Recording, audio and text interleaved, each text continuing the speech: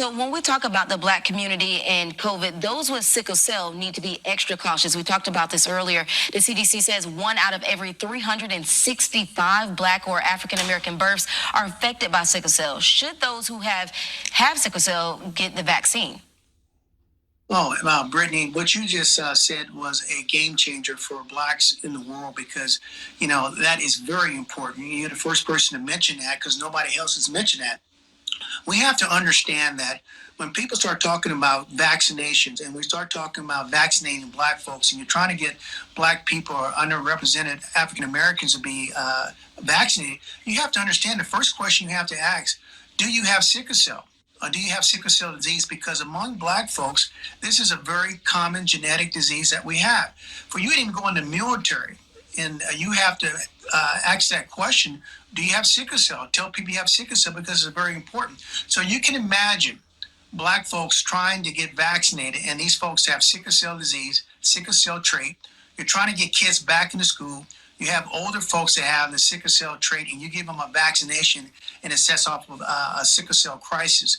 So this is why it's very important as we move forward in understanding vaccination, understanding how to mitigate, contain it, trying to come up with new vaccines. We have to make sure one of the first questions that folks need to ask, especially when it comes to the African American community, do you have sickle cell trait? Do you have sickle cell disease? Anybody in your family has it? Have you been screened for?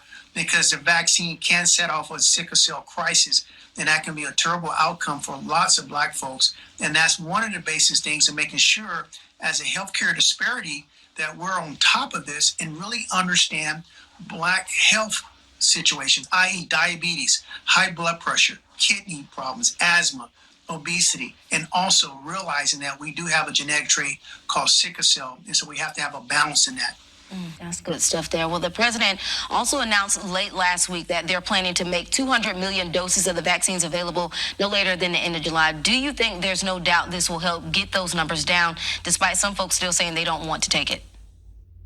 Well, that's a big question. You can have 500 million doses. The bottom line is that do people have confidence in the vaccine, the outcome of it? I mean, for example, today you had an orthopedic surgeon out of Tennessee. He had both vaccines. He died from the vaccine. You've had people in California that had both vaccines, the first dose and the second dose, and these folks turned up positive for COVID-19.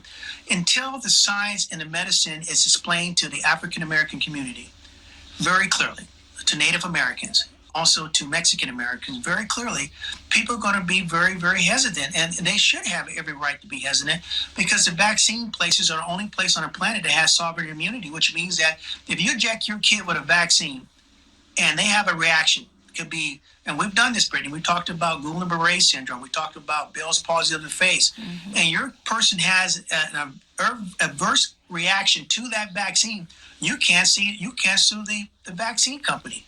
They have immunity. What business has, if you're going to be injecting people and you have a moral responsibility in a humanitarian situation to treat people fairly, what gives you right not to be sued if your stuff is very, very good? And so these are the questions.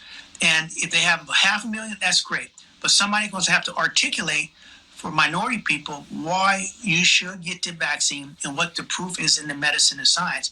And it's not about how Dr. Rowland feels. It's just a reality of basic science and medicine. That is the truth. So folks better ask those questions. Dr. Lane Rowling, you always give us great advice. We appreciate your time.